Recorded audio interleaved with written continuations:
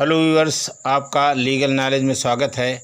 और इस चैनल में आज मैं लाया हूं बहुत महत्वपूर्ण टॉपिक घरेलू हिंसा। घरेलू हिंसा पर पहले भी मैं 2 वीडियो बना चुका हूं। आज मैं वीडियो बना रहा हूं कि घरेलू हिंसा से पीड़ित व्यक्ति किस प्रकार न्यायालय में आवेदन करे और पीड़ित व्यक्ति के अलावा और कौन कौन व्यक्ति उसके लिए आवेदन कर सकता है। ये सारी चीज़ें आज मैं इस वीडियो के अंतर्गत बनाऊंगा और ये सारी जानकारी मैं इस वीडियो में आपको बताने जा रहा हूं। आइए शुरू करते हैं। धारा 12 के अंतर्गत कोई भी व्यथित व्यक्ति या संरक्षण अधिकारी या व्यथित व्यक्ति की ओर से कोई अन्य व्यक्ति इस अधिनियम के अधीन एक या अधिक अनुतोष प्राप्त करने के लिए मजिस्ट्रेट को आवेदन प्रस्तुत कर सकेगा। ये धारा 12 के अंतर्गत प्रोविज़न स्पष्ट दिया गया है कि अगर घरेलू हिंसा के अंतर्गत कोई भी व्यक्ति अनुतोष पाना चाहता है तो वो धारा 12 के अंतर्गत न्यायालय में या मजिस्ट्रेट के समक्ष अनुतोष प्राप्त करने हेतु आवेदन कर सकेगा। अब इसमें कुछ वो अपवाद है।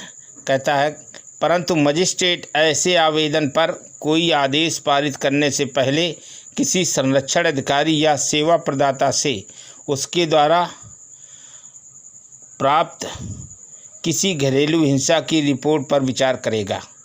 ये विवेक की अधिकार दिया गया है मजिस्ट्रेट को कि वह ऐसी आवेदन पर कोई आदेश करने से पहले संरक्षण अधिकारी या सेवा प्रदाता द्वारा पेश की गई रिपोर्ट पर भी विचार करेगा। इसके बाद कोई आदेश करेगा।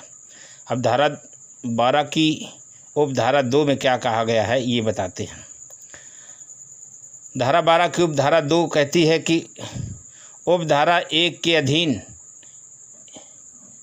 अधीन किसी अनुतोष में वह अनुतोष भी सम्मिलित हो सकेगा जिसके लिए किसी प्रार्थी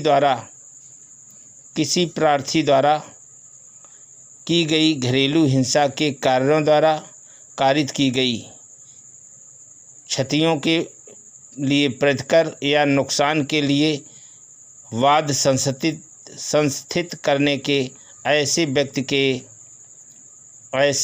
के अधिकार पर प्रतिकूल प्रभाव डाले बिना किसी प्रतिकर या नुकसान के संदाय के लिए कोई आदेश जारी किया जाता है। ये धारा 12 की उपधारा 2 का प्रोविज़न है।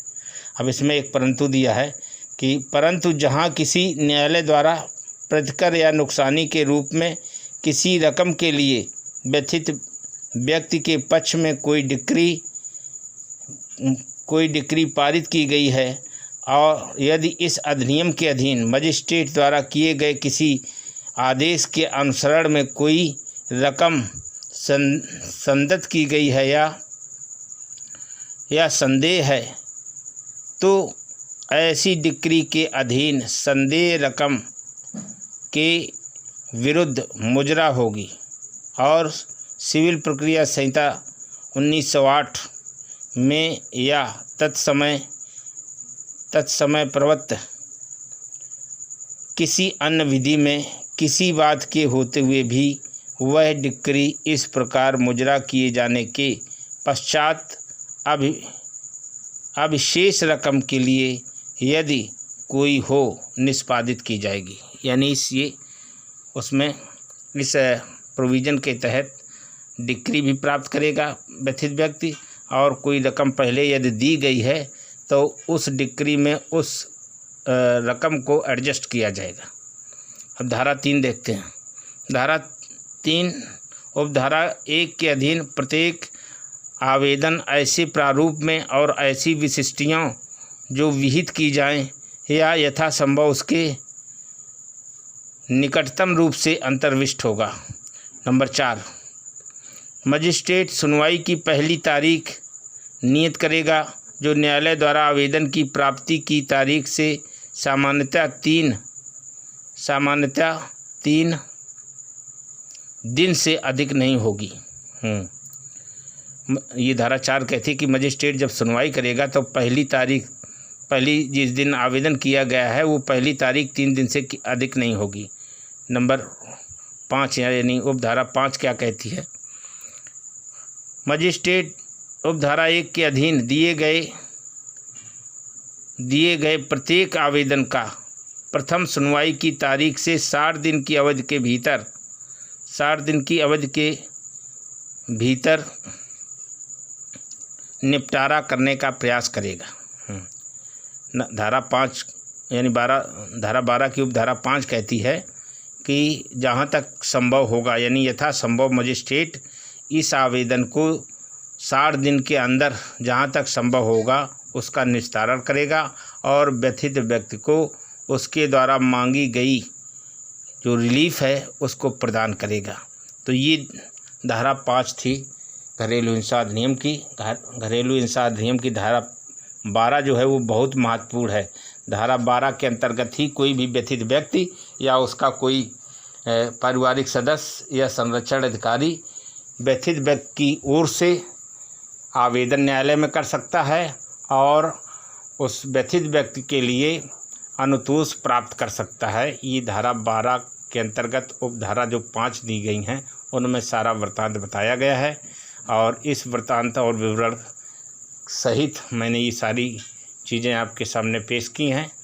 और इस प्रोविज़न इस धारा के तहत कोई भी घरेलू हिंसा से प्रभावित महिला इस धारा 12 के तहत न्यायालय में आवेदन कर सकती है और जो भी रिलीफ वह चाहती है, चाहे रिलीफ आवास की हो या रिलीफ उसका पति से घरेलू हिंसा की हो या इसके अलावा अन्य कोई रिलीफ हो, उनकी मांग न्यायालय से कर सकती है महिला।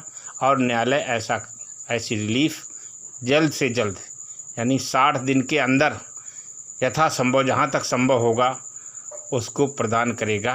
ये प्रोविज़न धारा 12 के अंतर्गत दिया गया है जो मैंने आपको संक्षिप्त रूप से समझाया। उम्मीद करता हूँ ये वीडियो समझ में आ गया होगा और इसका आप सामाजिक जीवन में और जो स्टूडेंट्स हैं ख़ासतौर से लॉ स्टूडेंट्स और जो प्रतियोगी परीक्षाओं की तैयारी कर रहे हैं उनके लिए ये बहुत ही महत्वपूर्ण टॉपिक है। इस पर अक्सर प्रतियोगी परीक्षाओं में कई प्रश्न पूछे जाते हैं, तो इसकी जानकारी आपको लिए बहुत ही महत्वपूर्ण है।